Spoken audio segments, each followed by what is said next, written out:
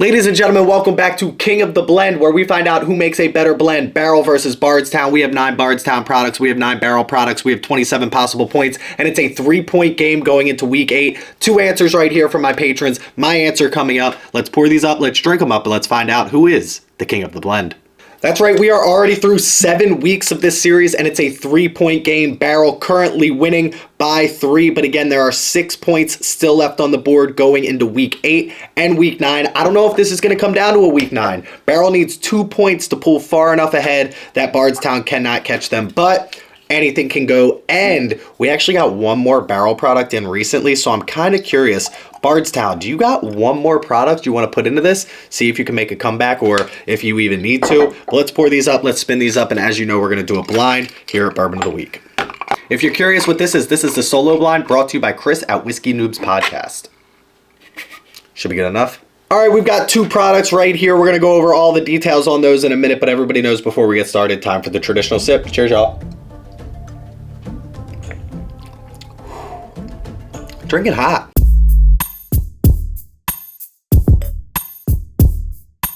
So let's talk about these bottles real quick. Up first, we have Barrell Dovetail. This is whiskey finished in rum, port, and Dun Vineyard Cabernet barrels. This is coming in at 123.44 proof. It says distilled in Indiana and Tennessee, but I think we can get a little bit more information if we check out the internet. So according to Breaking Bourbon, this is a non-age stated blend of 10-year-old whiskey distilled in Indiana, finished in Dun Vineyard Cabernet barrels, and 11-year-old bourbon distilled in Tennessee, finished in blackstrap rum casks and LBV port pipes. That's going up against Bardstown Amroot. This is 43% Indiana 9-year, 20% Indiana 8-year, 17% Kentucky 14-year, 15% Kentucky 10-year, and 5% Kentucky 11-year. And this is coming in at 110 proof. Let's get into this glass over here. Traditional sip. Cheers, y'all.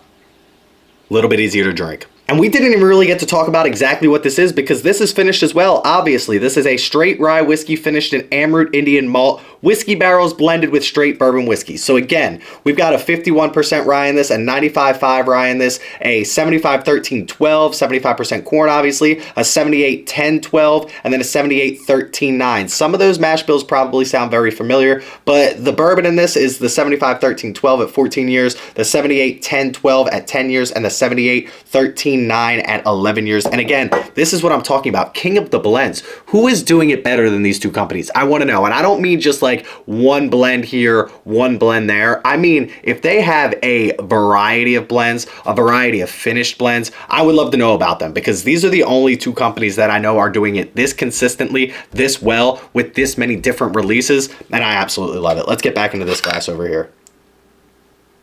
This one over here, and I haven't gotten this note before. I haven't drank Dovetail in a while. And again, I'm not 100% sure this is Dovetail. It has like almost a coconutty note to it. Tropically, pineapple-y, coconutty. I like it. I don't love it. That's where I'm at on this glass over here. While this one over here, I feel like it's more well balanced. I feel like it's a little bit better put together for my palate. This is a very good whiskey. I feel like this is better put together for my palate. It feels a little bit darker, so I don't mind bright fruity notes. I don't mind those florally notes. I don't mind that perfumey note, but I don't love it compared to something a shade darker. We get into those dark fruit notes. This one just feels a little bit more well balanced, a little bit more complete for me from beginning to end. It's got a little bit of depth to it, a little bit of character to it, where this isn't hiding, right? This is telling you exactly what it is. This is a florally, fruity, a very tropically type of flavor profile. This one just like, it's kind of like almost a mystery. A little bit of a chocolatey note even. There's a lot going on in this glass, and it's a little bit easier to sip.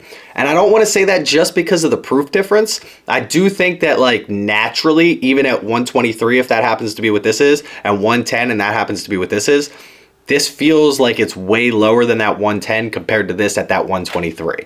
So I feel like, and again, we're just taking the information that we have right now, I feel like this one's just offering me a little bit more on my side of what I enjoy.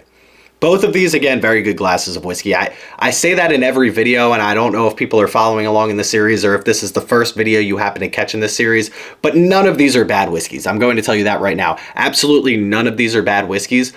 but I will say that people have preferences, which is why I got 2 other people involved blind. So again, they knew which 9 bottles were in each section, but they didn't know which bottle was going up against which other bottle, and they didn't know which bottles they got. So they only got 2 of these 9 different blinds. They might have gotten this one, they don't know though. And they definitely didn't know that Dovetail was going up against Amroot. I didn't tell them that either. So they're double blind, completely blind, other than knowing this could be one of 18 bottles, basically. They knew what they were sipping was one of 18 bottles. The crazy thing is this could matter, this could not matter. I could pick one of these, my patrons could have picked Barrell, and it'd be over. Because if Barrell gets 2 more points, the game's over, unless we run this back for a week 10. But that's all gonna be up to Bardstown right now. I think right now, I'm gonna go with this glass over here. I think this was the one from the beginning. I think it's the one right now. I'm gonna take one more sip of this and then we'll call it, because this has obviously been going on long enough. And listen, this is one of those parts in the series where I want to reward the people that stuck around. So if you're still here in this part of the series, or if you're still here in this part of the video, I want to make sure you comment down below your favorite Barrell or Bardstown product. It doesn't matter if it was in this series or not. Just put that comment down below and you will be entered to win 18 samples. You're going to get this exact same blind set up by me, sent to you, and in the next 10 weeks, I will find out who you think is the king of the blend. Only a drop left because it was that good, and it was the Amroot. This Amroot is really damn good. I'm not gonna lie to you. This Barrell product, obviously amazing as well. Barrell's up 2 right now. I don't even remember what it is, but Barrell's up right now. But if they get 2 more points right here, game's over. Unless Bardstown wants to hit me up and send me one more product to go up against a Barrell 12-year finished in American oak, and I gotta tell you, as of right now, that's one of the best whiskeys that I've ever tried. But let's find out who my patrons picked and see if this is going to week 9 or if it does not matter, and let's see what it was.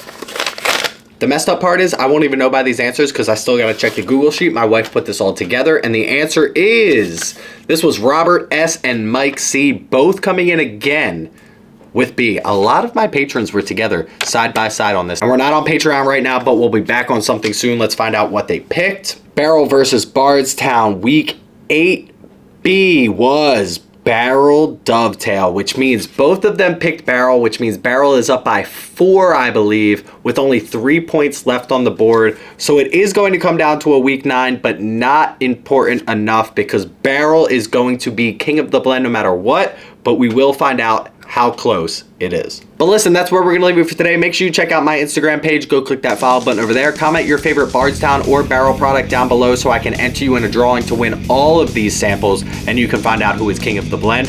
Check us out on Discord, that link in the description below. Please don't drink and drive, always drink responsibly. Stay healthy, stay happy, and stay drinking. Cheers, y'all.